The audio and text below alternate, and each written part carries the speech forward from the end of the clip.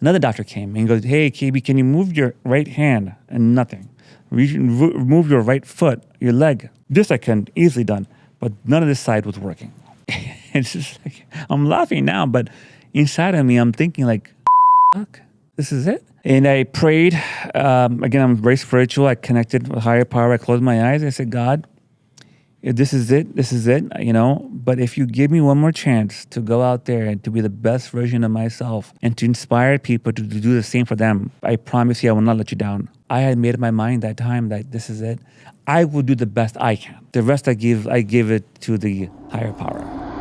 Imagine having direct access to someone who's navigated life's toughest terrains and come out stronger. Someone who's been there, done that, and can guide you with empathy, experience, and honesty. This isn't just advice. It's a lifeline, a strategy session, a chance to learn from my journey so you can accelerate yours. Without the ability to be self-aware and introspective, the ability for you to get to where you want to go, nearly impossible.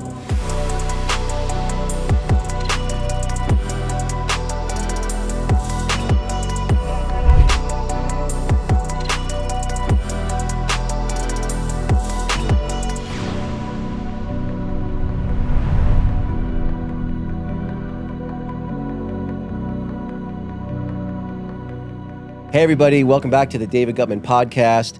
I have a really, really interesting and unique guest here today, Khurran Bukhari. Yes. Also AKA KB. That's right. Great. So CEO and founder of Neuro Med Spa. You also have Stroke of Success podcast, obviously, which you've had me on. Thank you. Thank you. And obviously, hence the name, a stroke survivor yourself. Yes. How many years ago was that? 8 years. 8 years ago. And father of 2 daughters. Yes. So your journey is, and again, we have, a little bit about my background with mine was a cancer scare. Well, I want to get to that, but let's go back in the Wayback Machine just a little bit. I think you were raised by single mother. Single mother. Right? So maybe talk a little bit about that and maybe how that shaped you, because I also think her passing also had a big impact as well. So maybe talk me through that a little bit. Sure. Well, Dave, first and foremost, thank you for having me on. This friendship has taken off a great start. Like I mentioned, I've found you looking at someone else on YouTube, and we connected, and so a great opportunity to meet you in person and be here with you and your audience. Born and raised in Brooklyn, New York. A mom and dad from Pakistan, immigrants. They had me in Ocean Parkway. There's a famous, infamous hospital called Coney Hospital in Brooklyn by the BQE, Belt Parkway. Mom and dad was super poor, didn't work out. Dad decided to walk out on me, age 5 or 6, and you have a similar story with your divorce and your daughter. But I was not blessed enough, blessed as your daughter was and is to have a father like you. My dad, he didn't even turn around. He just walked out. And he had his reasons, I'm sure, but there's a way to handle that. And I used to hear from my dad maybe once a year after that. So my mom, single mom, immigrant, poor. I remember we had a one bedroom apartment size of probably this section over here, one bathroom, bedroom. And food stamps, welfare, New York is good for that stuff, I guess. And she called her mom and grandmother to move in to with us to raise me, and her father. So we had 4 people in one bedroom apartment. And it was tough, man. 80s in Brooklyn, New York. Crime was the highest. Gambino family, John Gotti, all the infamous mobsters were active. And the one positive attribute I can draw from that experience with a lot of love from the community and a lot of love from my grandparents and my mom. And that was probably a saving grace why we survived. She had no family local. She had family in Miami at that time. But we were able to survive many years in Brooklyn due to our friends that became our family. Now, your grandparents, were they also struggling financially as well? Yeah, from Pakistan, you come in, you have some money there, but you couldn't transfer here. So yeah, they had no money. Yeah. So how did that translate? So, obviously a very, very, very much of a scarcity mentality. How could you not growing up? How did that translate and potentially affect you? Maybe both in the negative and in the positive as you moved into adulthood? All negative, buddy. All negative for the longest time. Fast forward, I was told that money is going to be hard to come by. that you have to be your skin color in America to get money, not Pakistani, not with our names.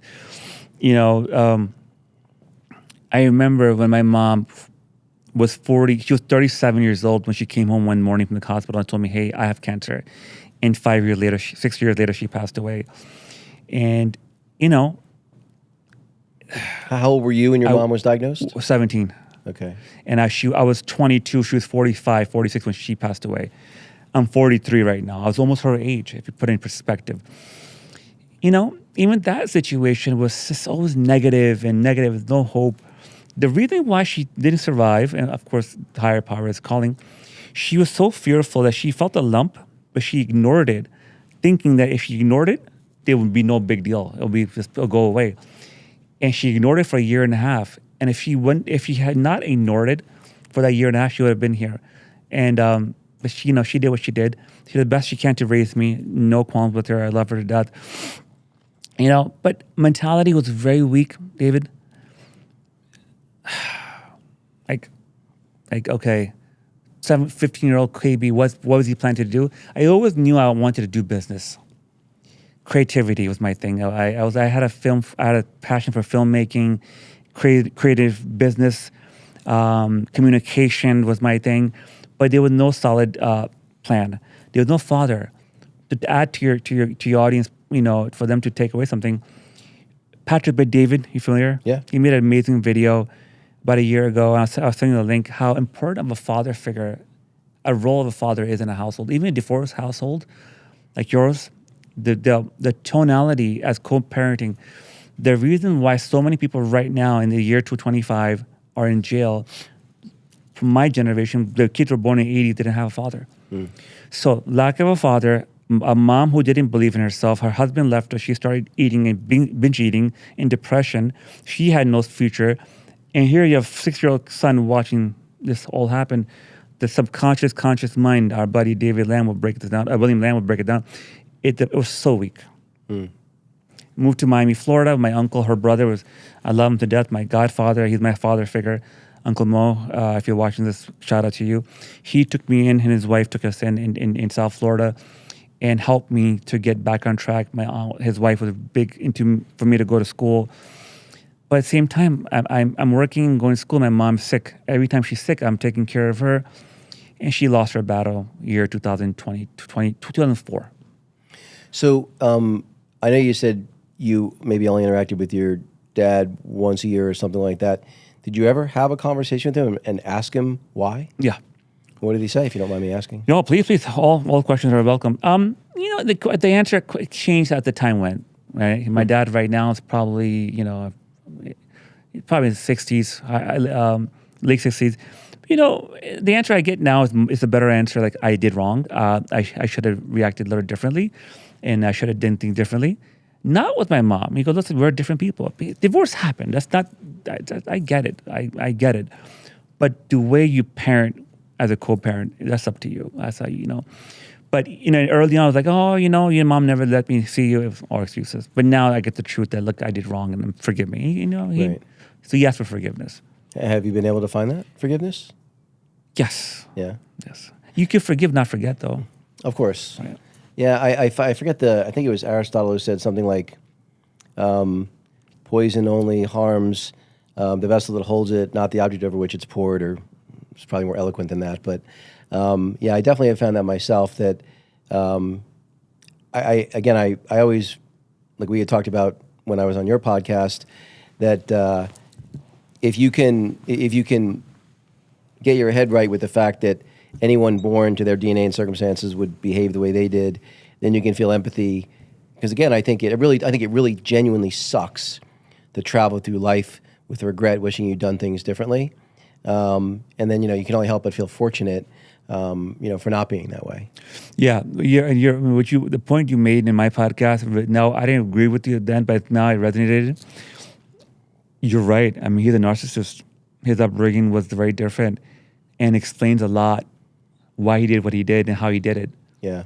And your point really hit hard now. It didn't before. It's been 20 minutes we did the podcast. but the bathroom break and back here, like now that you brought this up, yeah, good point. Well, so as if that wasn't enough hardship, Yeah. okay, Yeah. you had to have a stroke at the age of, how old were you? I was 35. 35. So what led up to the fact that someone so young would have a stroke? Yeah. So, my wife was not very comfortable me sharing this true story, and I am. It's my story, and I'm going to share it because I'm here to, like yourself, I'm here to impact people's lives. I want to, if I can share, if I can save one person's life, I can sleep at night. Due to this upbringing, divorced household, lack of money, poor mentality, moving to Miami. You live in Miami, 22, 23-year-old kid in Miami, beautiful girls all over. Drug scene was pretty big. I started to numb myself with substances. And, when my mom passed, right before she passed, I used to lay next to her, and she was dying. She had a bottle right next to her, Percocets and painkillers and opiates. This is when opiates was about to blow up. I said, like, Mom, what is this? She's like, oh, this is my pain. And I'm like, oh, I have some pain. That's some back pain. I started throw them in there. And, what became a weekly thing became a bi-weekly thing. What became a daily thing. And I started a strong dependence on opiates very early on. And lucky for me, the angel of my life, my wife, girlfriend back then, came to my life, and she truly was the one who took me out of that and helped me out of that. But what I learned, David, is that I got 2 degrees after that, undergrad in political science, MBA in business, living in South Florida, rubbing shoulders with orthopedic surgeon, you name it, we're living it. But if you don't heal the mind, the soul, the past is going to keep following you. And I never truly attended to those feelings and emotions. And I was again using dependency on substances. The doctors were never able to clarify it or confirm that was a situation. But, being married to a physician and having the medical history knowledge that I have now, just being married to her, I would say that maybe that was a big part of that. Interesting. Yeah. Well, so how did you meet your wife? It was funny. My mom had passed away, and I was in just one day on a sofa like this, connecting to my higher power. I'm like, God, this is really painful. I lost my mom, only child, only mom, and I would really need someone to help me through the pain. And 1 week later, I met my wife at a college party. About a month later, at a college function. And how old were you at the time? I was 22. She was about 17, 18. Okay. And so basically, she was with you through your entire period of addiction? Yes. For the most part. Was she aware that you were addicted, or did you were able to hide it? I was able to hide it. Okay. For the whole time? Well, the first part was the opiates. She knew that we got done with. But second coming around was around, 2014, 2015, 16 close to the stroke year. She had no clue. Okay. Because now she's a full-fledged doctor. She's working, trying to conceive a baby. We had our first baby. So she's very occupied doing a mom and a doctor role and a daughter role and a wife role. Right. I was able. Well, so, because you were in real estate, I think, at the time, right? No, so at that time, I was in a corporate job, startup, tech company, director of marketing. Okay. So, so how are you paying for your addiction, for your habit? Oh man, I was just finding ways to use credit cards, getting creative, and it worked for a while until she found out the credit card bill. So that had to be a difficult conversation. It was very difficult. And that conversation happened before the stroke. Yes. Okay. But then you continued to use all the way until... I got clean. I went to a rehab facility. I got clean. And but didn't stop all the way. But the thing that stopped it was Christmas morning, the stroke happening. Christmas morning, wow. 2017. And now your wife's a doctor, so she basically was able to tell what was happening? So, I'm Muslim by faith. I'm spiritual. I believe in all faiths. But, we celebrate Christmas as a custom. And she had a hospital shift to do. She had to go to the hospital that day. And And you have one daughter? I had one daughter at that time, Okay. one on the way. She was 9 months pregnant. Oh my God. We had this beautiful townhouse we're very proud of. Luckily for me, that she had called our babysitter that day to come help me in the morning with my baby. It was my day off, right? Christmas Day. And so she went to work early morning. And I went upstairs. Before I went upstairs, I turned to our babysitter. She's Spanish. She didn't speak any English. I go, Isa, I'm going upstairs to take a little nap. And she goes, okay, senor, go ahead. And David, I get up there. I fall on the floor. Boom. My right side just gave in. Just gave in. And I picked up the phone like this, my left side, and I called her. And I remember gibberish was coming out. Nothing but gibberish. And she was like, oh, wait a minute. Like, this is not making sense. So she called my babysitter. And Isa, what happened? She goes, Senora, KB has a droop. He's on the floor. He's acting funny. And she's like, what's different, right? And she goes, it's serious. He's not normal. And she's, okay, this is not good. She called 911. She had ambulance come to my house. They took me right away. And she left her hospital, South Florida people. It was Guttman Memorial Hospital. And she left the hospital to come see me. And I remember as I'm pulling up to the hospital, I turned this way from the ambulance. I see her in scrubs, 9 months pregnant, next to one of my best friends who she called to come from work. And they're looking at me like, I remember, David, I'm walking, I'm on the stretcher. They're putting me in. I hear the stroke alert. And I'm like, well, and nothing making sense to me, but it is, but it's not. And I remember this one story. I had to pee so bad, but I couldn't communicate that. So I pushed everyone over and walking through the hallways. I'm kicking each door down to look for a bathroom. They think I'm just acting crazy. And she goes, hey, come here. You have to pee? I'm like, yes. She goes, okay, he has to pee. Give him a bin. They gave me a bin. As I'm peeing, the nurse came behind me and gave me a shot. And that's all she wrote. From that point, Christmas Day to New Year's Eve, day or eve, I woke up with a ventilator in my mouth. My hands are tied because apparently I found out I was trying to take off the ventilator. So my hands are tied. And one of my closest friends sitting right next to me, surgeon, good, healthy, muscular guy. And I turned to him and go, Fawaz, like I couldn't speak. And he goes, I made a nod to him. He goes, hey, KB, you had a stroke. Saima is okay. The baby Isa is okay. Your second baby is okay, but you had a stroke. I think you should just relax a little bit. You'll be here for a little bit. And David, remember hearing that, man, it was like, wow. Your life changes. 35 years old, like that. You're like, this is it. And God, what was worse, that the doctor came to see me. The doctor was an actor from a TV show called Survivor. Okay.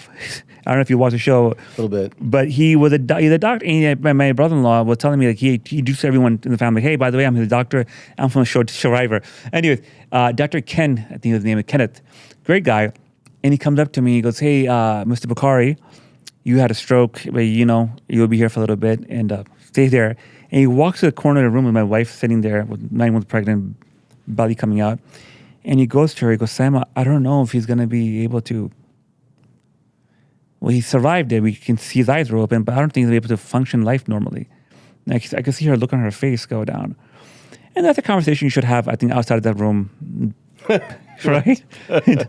And David, when he said that, something inside of me woke up that was like, whoa, this is heavy. Like, I need to, if I come out of this okay, I need to cut the shit out of my life. Like, I need to sort out my life. And next best thing came up to me, my speech therapist. They removed the ventilator, but that itself is like, to remove that, it's like giving birth. I'm breathing so hard and like, okay, relax. Okay, Mr. Bukhari, can you say the word buttercup? I kid you not. If this table had $1 million on this table, and you said, KB, this is for you, to say the word buttercup, man, David, I couldn't say it. I couldn't say nothing. Nothing came out of my mouth. Another doctor came and he goes, hey, KB, can you move your right hand? And nothing. Move your right foot, your leg. This I can easily done, but none of this side was working. It's just like, I'm laughing now, but inside of me, I'm thinking like, what the fuck? This is it? And I prayed. Again, I'm very spiritual. I connected with higher power. I closed my eyes. I said, God, if this is it, this is it, you know. But if you give me one more chance to go out there and to be the best version of myself and to inspire people to do the same for them, I promise you I will not let you down. And then the movie Batman, it was called Batman Rises, The Dark Knight Rises, when Christian Bale, Bruce Wayne, breaks his back in a cave. I'm watching that scene. I've always been a Batman fan. So the universe is talking to me, right? And I've always been a Batman fan from childhood. I'm watching, I had nothing else to do. I'm watching the movie. And he's like me, under this bed, his back is broken, and these people around him talking to him to, you know, to do something. And he finally gets the courage and strength to get out of the cave. And that scene, that dialogue, that music, that chanting spoke to me in ways that I can't explain to you. And I had made up my mind that time that this is it. I will do the best I can. The rest I give it to the higher power. So you're 35 at 35. this point? So up to this point, first 35 years of your life, it sounds like even by your own description, you wouldn't consider yourself a resilient person. No way. And so now you are at 35, having gone through hell and back, right? You know, difficult childhood, poverty, your mom passing away, your own stroke. All of a sudden, now you've got resilience because you watched Batman? Like, that's kind of a crazy flip. Was there any other... Funny thing is, years leading up to it, I became very much involved in self-development. So it's kind of interesting. One way, you're killing yourself by using substances, but you're into this Miami business world, like, hey, self-development, Tony Robbins. So I had a really good understanding of how to build a mindset, and to get out of tough times. By the way, I would not say I was not resilient. I mean, look, I didn't touch a drug till 22 in Miami. Mm. So, you know, to 20 years we lived in Brooklyn. I was a good guy. I did good in school. I did well. I didn't play sports, but I was in decent shape. I provided for my mom and grandmother. But, you know, resilience in the sense where, like, you know, sportsmanship, and you're gonna fall down, and you're gonna have to figure out a way. I didn't have that part. Mm. Leading up to the stroke, by the way, it wasn't fully stroke happened. Really, no, it was the beginning chapter. Wait a minute. There's more to life. You're here for a reason. The chapter of self-development really started after the stroke. Mm. You know. So I gotta believe the journey in your relationship too. Like, most relationships don't survive that level of, you know, challenge. Let's just say it that way. You know, how is that? And again, I would imagine from your wife's point of view, you know, this is like nirvana. That's why I'm laughing here, but for her point of view. But go ahead. Yeah, no, it's like it must be nirvana now compared to, you know, how it was before. So, like, all credit to her. You know, she sounds like she stayed with you, you know, through an awful lot of stuff. How does she view that journey, and maybe how do you view that journey? Look, man, I always said it. I'll talk to one of I have a coach I talk to once in a while. You know, I get really emotional. But, you know, business is business, and I shared you what we do we're living right now. We have a med spa clinic. We're building something from the ground up, self-finance, right? It's tough. And we have a vision, and we're working together. And sometimes I look at her, I'm like, man, like,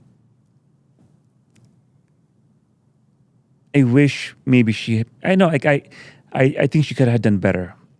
You know, my coach was like, no, listen, you're feeling that way right now, but you're feeling like vulnerable. Your business goes up and down. You feel vulnerable, but she didn't want anything better. She wants you to become the best version of yourself, and you need to work on that. To answer your question, going back to your question, yes, my wife would tell you that there's a new KB, a different KB now, but she has paid her dues, and it's hard for it not to come up in arguments and in disagreements. They're passive-minded often. She's a doctor. She had her parents were together in our Pakistani household. She's also Pakistani, born in Miami. Like, she on paper, she could have married a guy who wanted to go to medical school or law school or business school. She married someone who was a high school dropout, who want to be an entrepreneur, had a phase in Miami of finding himself. She saw something. Well, Right. for me to answer your question, oh man, at the time the stroke happened, after rehab, learned how to walk again, talk again, moved in with her parents. She was traumatized to go back to our townhouse. Second baby's on the way, and my job lets me go. This guy was my friend, the mentor, owner of the company, and he's been one of my closest friends now. But at that time, when he let me go, I went to see him. Like, hey, Alex, I'm back to work. He goes, buddy, let's go for a walk. He knew the situation before the stroke. He goes, listen, man, you got a lot of things going on. I'm just a company of my blood, sweat, and tears. I need you to get some help, get yourself up and running, and we'll talk later. But right now, I don't have a job for you. And Dave, I cursed him out. I'm like, you're the worst friend. You're the first boss. Like, how can you do this for me? Victim. And he turns around to me and goes, listen, you can curse me out what you want, but one day you're going to thank me. The world hasn't seen the true KB. Your potential is endless. Go heal yourself. Get some healing. Get some therapy. Recover. There'll be jobs, businesses, all there waiting for you. And the best advice he gave me. And I went back home. I fell to the floor crying in front of my wife, my in-laws. I'm 35. I have no job. Every time I went for a job interview, I bombed. My speech was horrible. My confidence, my mindset was on the floor. And to look at that, I picture I look at 8 years ago. Now to then, we opened a business, man. We have a second office we're opening. We have amazing year. We have good year. Like, yeah, summer was kind of slow. That's a season. Seasons come and go. You know that. But overall, we have raised 2 beautiful girls. We have real estate portfolio we have built together. We have a podcast. That, in 8 years, 7 years, we have come a long way. I say we, with her, with me. So you're 35, you lose your job, and I hope you don't mind me asking this because I really am genuinely, part of why I think your story is so interesting is it's kind of hard for someone to see what you were able to come back from and then feel bad for their situation. Because like yours is harder than 99.9999% of people. And look what you've been able to turn around. It's amazing.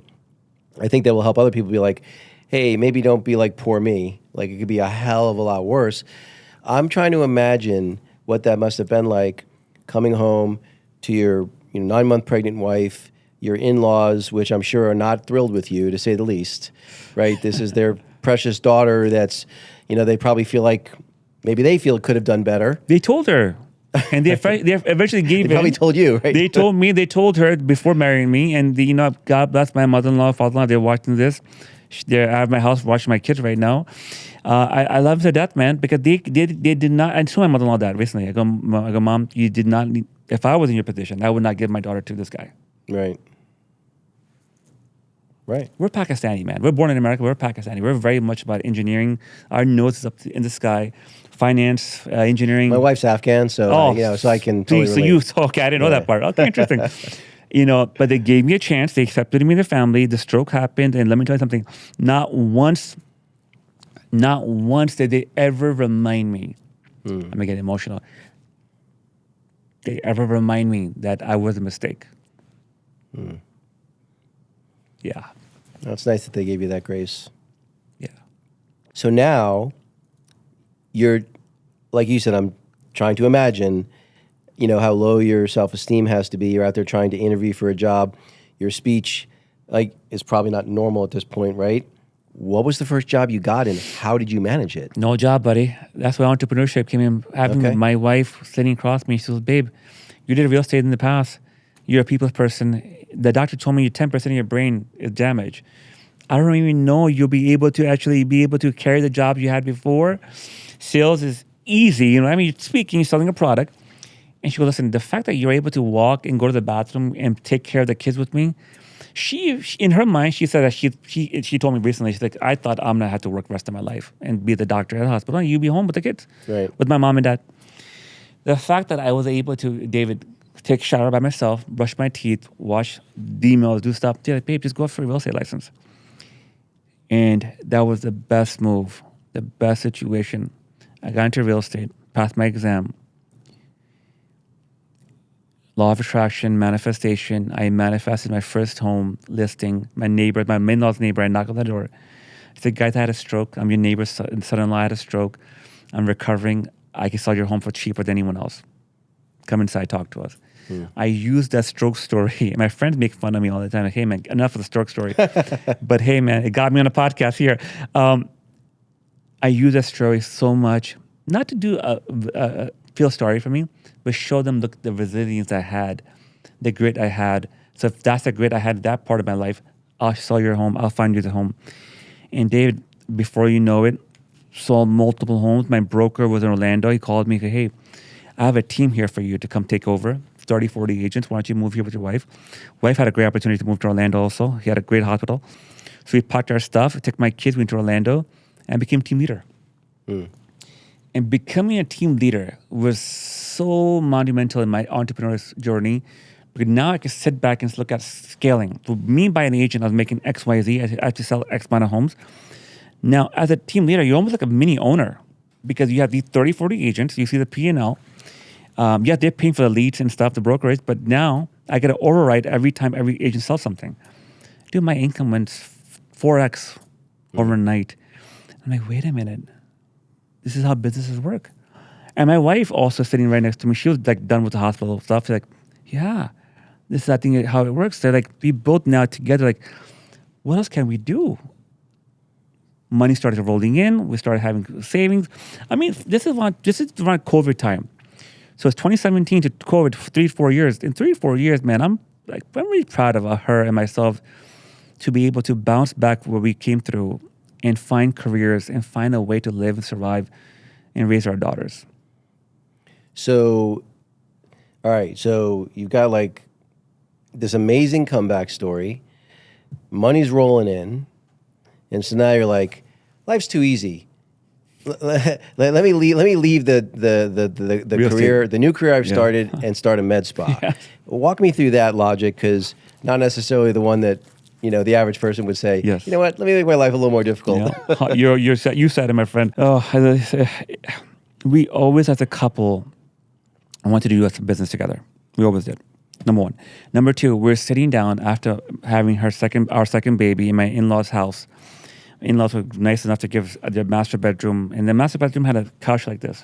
She's sitting here, I'm sitting right here, and we're like, man, I'm like, Simon, I'm really out of shape.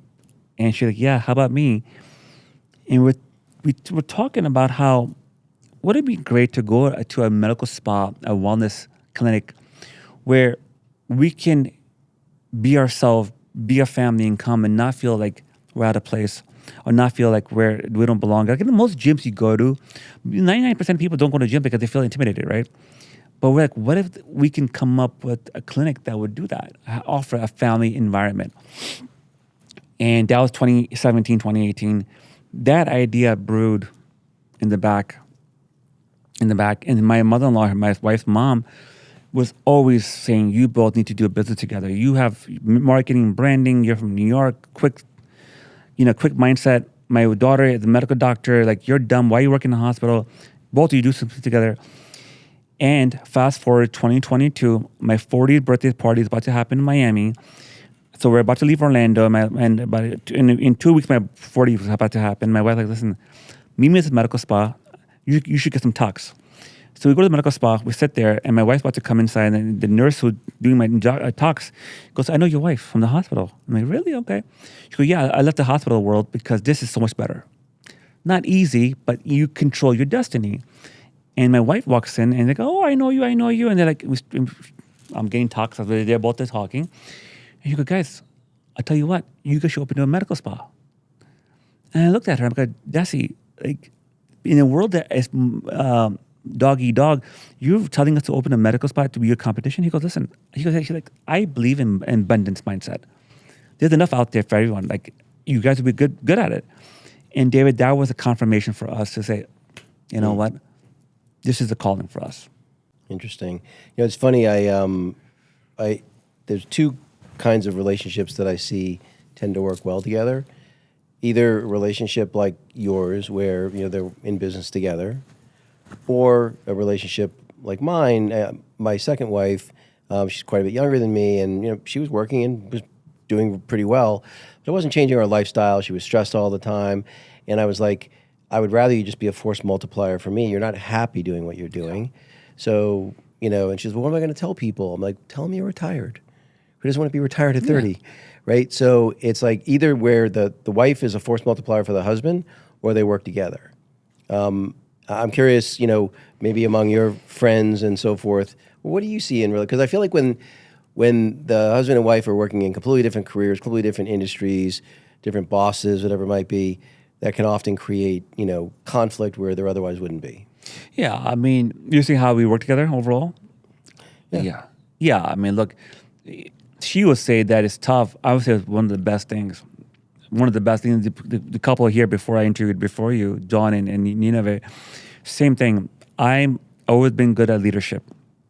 I'm a good communicator. I'd say, call myself a good communicator. I am a branding guy. I'm a social media guy. I'm a marketing guy. She is an amazing physician, amazing type A personality. That you need. If you're not a type A doctor or provider for wellness or aesthetics, you're in trouble. You could be, different personality for different occupation. She's amazing what she does, and she'll say that I'm good at what I do. And that's how we were able to take a medical spa, wellness spa from the ground up and bring in 7 figures because we complement each other really well. We do fight. We do have arguments. She's very strong personality. Look, I was not very a high achiever, David. I had all the potential to be. I wish I had a father, a male figure to push me and say, hey, son, don't do that, do that. I would have been. However, she was always a laser focused. Now I am. Now we're both ninjas. Now she looks at me and says, we're in Paris last weekend, in London for our anniversary trip with our kids. I was working the entire time. She's like, wow. Like 8 years ago, when I first met you 20 years ago, you were not this guy. But now, so to answer your question, we complement each other quite a bit. The other thing I've noticed too, it's funny, I say this to my wife all the time, and I think she partially likes hearing it and it partially annoys her, is I always tell her, like, your looks are the easiest part of you to replace. I'm curious, I think that in healthy relationships, and I would argue that, she would say to me that, my wealth is the easiest part of me to replace. Yeah. I'm curious how you guys think about your relationship now that it's in a much better place. You guys are obviously in business together, and maybe the kind of example that you try to set for your daughters and what they should look for in a relationship. I come from a divorced family, as you know. My wife's mom and dad are together, but they also come from previous divorced families. Me and my wife discovered later on, even though we were in love and we are still in love 20 years together, that we have come from toxic backgrounds. And we have a lot of things going against us. And we came together, and with the grace of a higher power, we have these 2 beautiful daughters that are looking at us. And we really need to do a lot of self-development, a lot of therapy, and keep doing it. Keep working on ourselves, because we have these 2 kids we brought into the world. Our marriage has not been easy, but that's a promise we have to ourselves and our kids. I'd have a good father, a good role model for a good husband. My uncle who took me in, Uncle Mohammed, one of my favorite person in the world. I see how he talks to his wife. I see how he fathers his kids.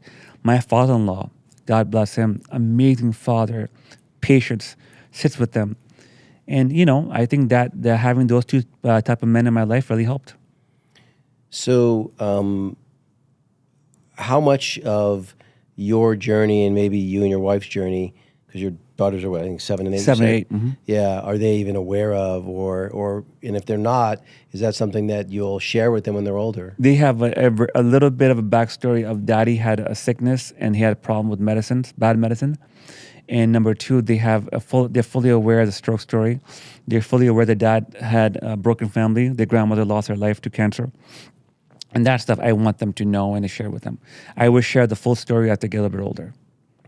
I mean, I'm the same. When my daughter was growing up, she would get the age appropriate version of, I remember, I still remember my daughter was 8 or 9 years old, and because again, she didn't remember me and her mom together because she was only one when we split, and she'd be like, "Dad," she's like, "I don't know if I've ever met two people more poorly suited for each other than you and Mom." So I think it's important that, kids eventually get the full story, but you give them the age appropriate version, and they pick up on a lot more than you realize. Your story, your 3-year-old daughter talks innocent to you, right? Yeah. 3 years old. Think about that, my friend. Yeah, more than once. Yeah. She would tell you that her a good portion of the reason she's on this planet is to keep me humble, and she takes that job very seriously. Oh, wow. So. Love to meet her one day. I'd love to get her perspective. She will not be shy to share it. So I'm curious about your, as you think about, not having had a present father, how, because I'll tell you from my own experience, because my ex-wife tried to undermine my relationship with my daughter so fiercely, it forced me to try to do things as a father so that, because again, I did little things, like every year for the holidays, I would create a calendar of my daughter, where my dad's born in February, so the picture in February would be my daughter and my dad. My mom was born in November, so for the month of November, it'd be a picture of my mom and my daughter. And, I would do that for every month. And not just my side of the family, my ex-wife's side of the family too. And then I would send calendars to everyone. So every place my daughter went, there'd be a Tyler calendar. My daughter's name is Tyler. There'd be a Tyler calendar. And every year, people would say, "Hey, when am I getting my Tyler calendar?" And I think I did it for 9 years or something like that, until my daughter basically banned me from doing it. She said, "Dad, stop at the Tyler calendar." But it forced me to do things like that, because I wanted to be able to demonstrate to my daughter that she was always important to me, that I was always there for her. I'm curious how not having a present father has affected how maybe conscious and intentional you are in your being a father. Yeah, that's a great question. And Dave, my wife, if you will meet her one day, and you have to ask her, "Hey, Simon, what was the one thing about KB that drew you to him?" I had no money at that time. I have no career going for me, but she will say to you that she knew it deep inside that I would be a good father. And that's one thing she would draw to. Her dad was great to her. I do still carry some negative attributes of my father.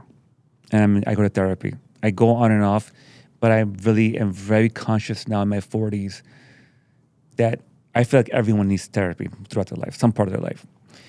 And I have some anger issues, like my dad did one time. I still deal with it.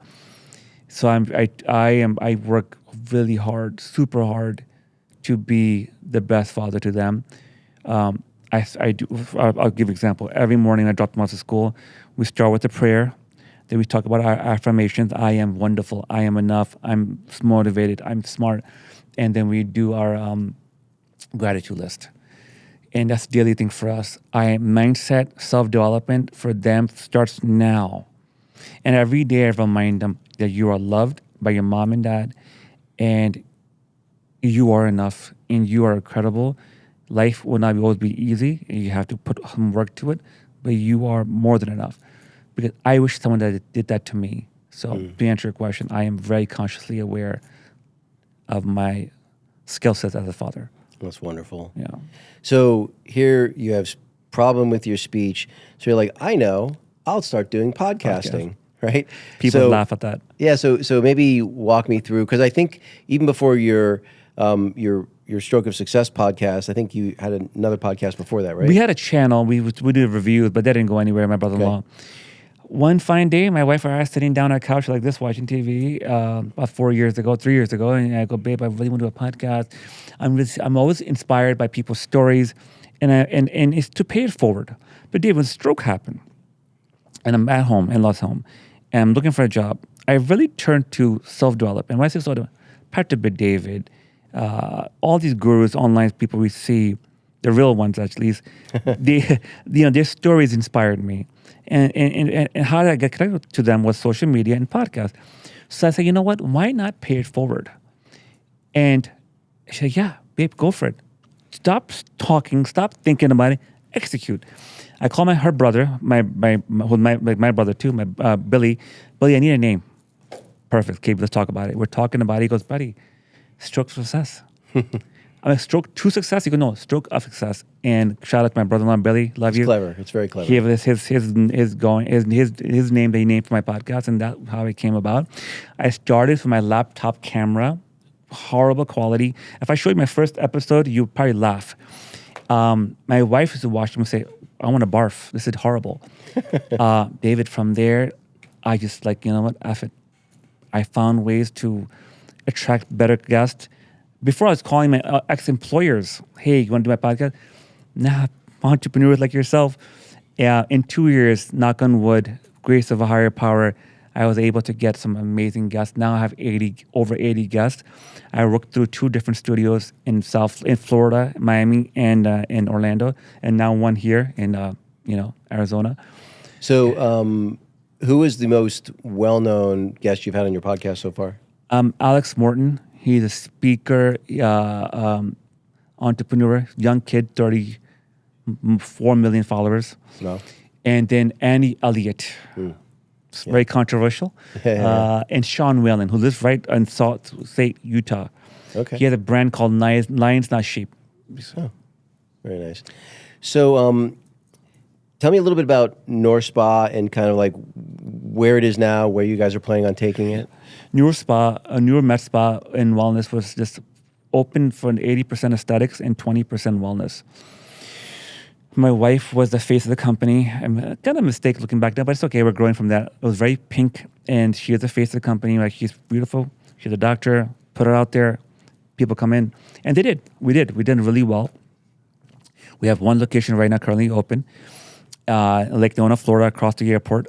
And we started to realize that as much as aesthetics is in demand, it's $1 billion business, that wellness is $1 trillion business. And she goes to me, babe, your story. My wife doesn't want to be on the podcast. I speak on stages. She doesn't want none of that. She goes, why don't we start implementing more wellness and use your story as an inspiration? Because wellness was a big thing that brought me back. I was 45 pounds overweight. I was, if I show you before and after, you would not recognize me. Being an entrepreneur like yourself, our brain is processing so much information at all times. Energy levels got depleted. So very blessed to have a physician wife who was able to plug me into wellness with IV, hydration, vitamins, IV shots, NAD+. All these tools that wellness provides was something that turned my life around. I'm a CEO of a company.